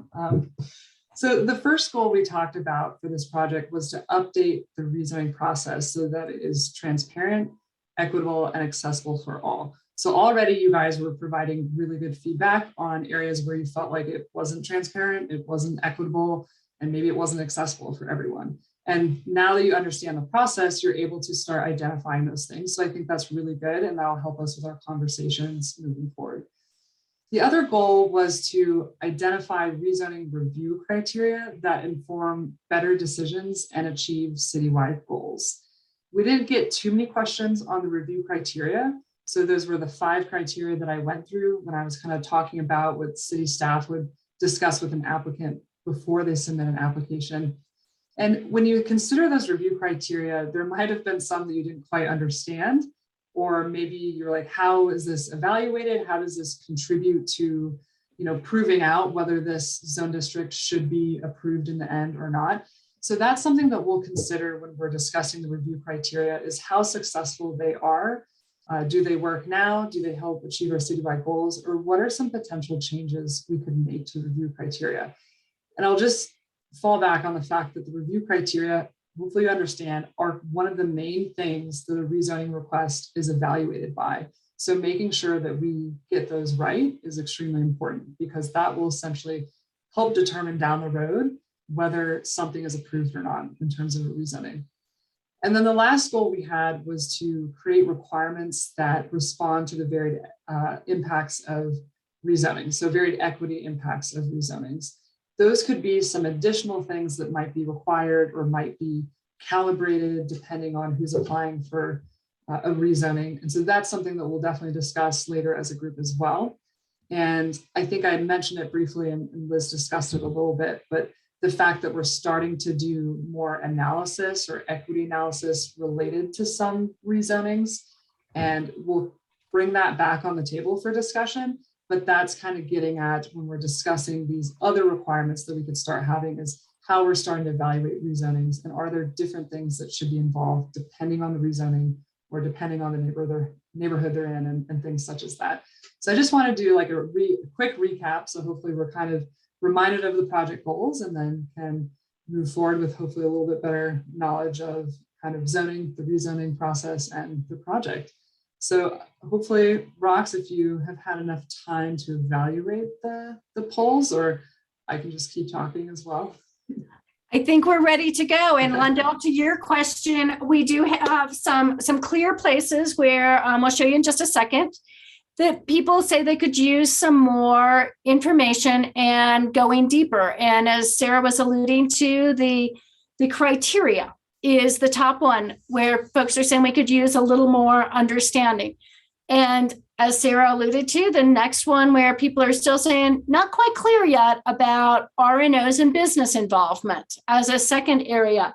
And the third area where there's still some confusion is planning board. So super helpful, folks. There's no right or wrong on that. But it's for us to know how to come back with additional information so we can all grow our knowledge together. So Sabrina, that was my quick take on it, but will you walk us through real quickly where folks feel like they're at? Yeah, absolutely. And as my screen share starts, y'all can see my screen, yeah? The quick synopsis is everyone moved significantly up in their perceived knowledge about zoning and rezoning. So we all learned today, which is always a good thing. The way I've presented this data is each parenthetical after like strongly agree, etc., has the first polling and then the second polling. So when we first did it, 36% of you responded that you had an understanding of what zoning is. On the second round, 61% did. So I won't belabor that point by reading a bunch of numbers to you all, but I'll scroll through the 8 results. And if people have comments or questions, please feel free to jump in. Well, Sabrina, since we do have a couple of people who are on the phone, again, in the second one, that we went to 50% of folks feeling very strongly that they agree on the current rezoning steps, 89% overall. Understanding of the current rezoning, we are now at about 66% feeling confident about that. Understanding of the city staff is about 83%. And we'll keep having the city staff help us out on that. Understanding of the role of neighborhood residents and businesses, we're at 51%. So that's where I was saying a minute ago, we clearly need to help with understanding. And then also we've started to hear some process improvements around that. An understanding of the role of the planning board, we are also at 51%. An understanding of the city council, we are at 72%. And hopefully I got my math right on most of those or all of those.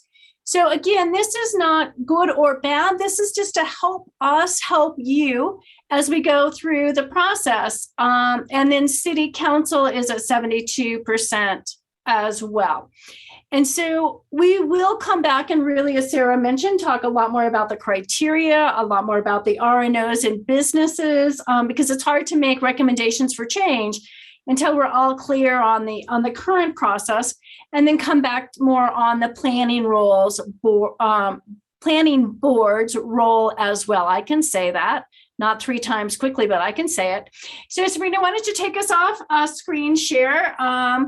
And then I know we've got some additional requests in it that we also come back and talk about some specific examples from Nest and their work. And because not everyone knows what Nest is, that's the group that Liz was referring to earlier. So on that, Sarah, any final comments from you or the team? I'm not sure if I had any more comments. I think for us, that was extremely helpful to. Well, Sarah, you hit mute for some reason. And I also noticed that Monica has a question. Okay, maybe we'll go with the question first. It's sort of a hard question, I guess, to ask. I mean, is the city policy and CPD's sort of belief that rezonings are a rare occurrence, or they should be rare? That is a great question. One of the reasons for this project in the first place. So the city of Denver has sort of received an increase of rezoning requests over the years. And some of that information was included, I think, in our background report, or will definitely be including more of that information moving forward as soon as we have it all. The idea is to get to a point where we have maybe a more stable amount of rezonings or not as many. The other idea is that there's a couple different people that can initiate rezonings. And again, this was sort of described in the background report, that, but we didn't get to it today. So I gave the example that a property owner could go and do kind of an individual rezoning. But there are such things as legislative rezonings where it might be initiated by city council to rezone a larger area. And a lot of times that's used to ensure that we're helping implement plans or implement some of our recommendations. For example, there's been some discussion around accessory dwelling units or ADUs, and some city council members have initiated rezonings to rezone a larger neighborhood to allow ADUs because that was recommended by our citywide plan as something that we should look to do. So there's a variety of people that can apply to the rezonings. I think we're looking into, maybe what is the issue, or why are we having so many individual rezonings? Is there some disconnect between maybe the criteria or the process, or we could find other things that are maybe not related to the project in terms of finding that there might be other things that we should start implementing that help achieve these other goals that might help reduce the number of rezonings as well.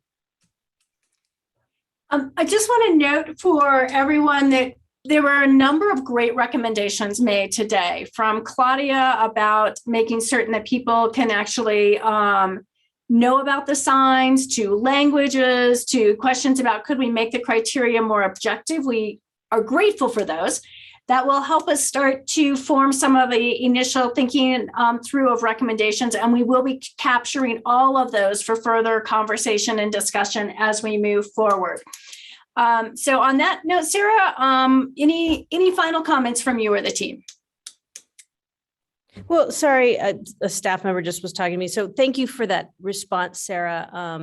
And I didn't understand that sort of background, but I think it's just helpful, like when we hear what the criteria is for, I think is that the right term, criteria? It should be equitable, transparent,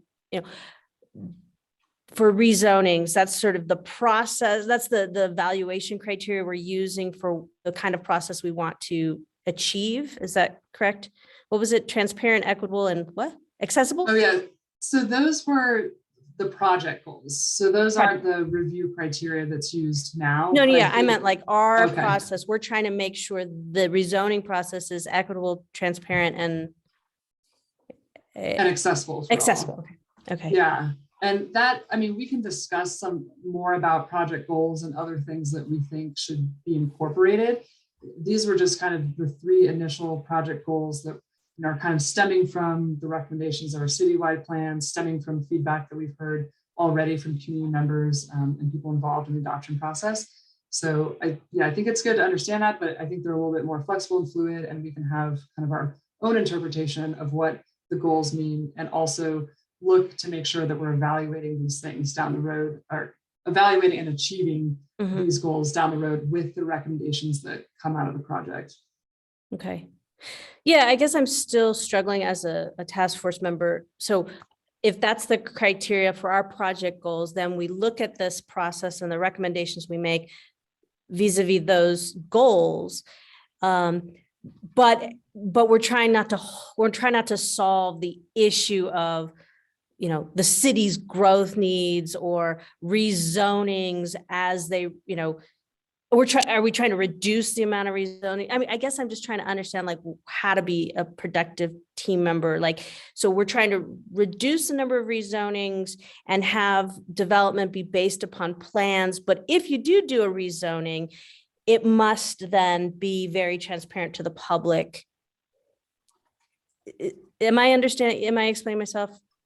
Yeah, I think we could maybe dive into this a little bit more in other meetings, because I think this would be really good to make sure that everyone's on the same page and sort of understands what the outcomes would be. I'll also say that I think we'll break down some of these components. So then we'll be focusing on certain components and what some alternatives might be or solutions for them. I will say just the fallback is that the project is based on the rezoning process only. Yeah. And I realize that the city does have a lot of other goals, and there's a lot of other issues and things and concerns that we're hearing. But there is a parameter to this project, and it can't achieve everything. And actually no project can achieve everything. That's why we have different projects going on that are, chipping away our equity goals, chipping away our goals, for affordable housing and things like that. So this is just the rezoning process. And things like that were mentioned today is, why don't we have signs in different languages, or the review criteria are maybe confusing. Like, we need to talk a little bit more about that. So it will be, again, the rezoning process in itself, and that includes kind of the requirements for a rezoning. Yeah. Okay. Thank you. Thank you for that question. Great. And Sarah, a number of things have come up about Nest and Nest neighborhoods and how we think about Nest neighborhoods and defining those. And I think that's a longer conversation for us to come back to. But Alfonso, I think that's a great recommendation for us to come back to and spend. We don't want to short circuit that by spending 3 minutes on it. Yeah, I think that makes sense. I think, we mentioned it, like the acronym is NEST, but Neighborhood Equity Stabilization Team. Liz talked about that a little bit, but that I think is something that we can definitely bring back to the table so people understand what NEST is, what NEST neighborhoods are, and then maybe relate it back to our projects in terms of looking at rezonings that have occurred in those neighborhoods and maybe potential impacts because of those. Mm-hmm. And impacts also being about property values and also what happens with rezoning in terms of overall costs. Great. All right. Thank you all very much. Sarah, anything else from you in terms of our next meetings or anything? Yeah, again, I'll thank you guys, because I know this was an optional meeting. So I appreciate you taking your time to attend today. Hopefully you learned something. It was a good educational session. As we identified, the learning doesn't stop here. So we'll continue to try to address, your concerns or areas that you feel you need more knowledge in, and just hope that we're trying to address that. We're trying to get everyone to learn and for us to work together. And also, if you feel like there's other ways that we could improve, like please reach out to us, please let us know. I think it's better to have that feedback now so we can move forward with that as well. In addition to that, I think, we're just looking at the next task force meeting as well. So I don't know if you want to wrap it up. Rox was kind of a reminder of that meeting, and that's all I have today. So thank you guys. Thank you all so much. We do have a lot happening in terms of next steps, and I believe everyone has already accepted the invite to the next task force meeting next month. So we look forward to seeing everyone there. We will stop recording now, and thank you again for your time.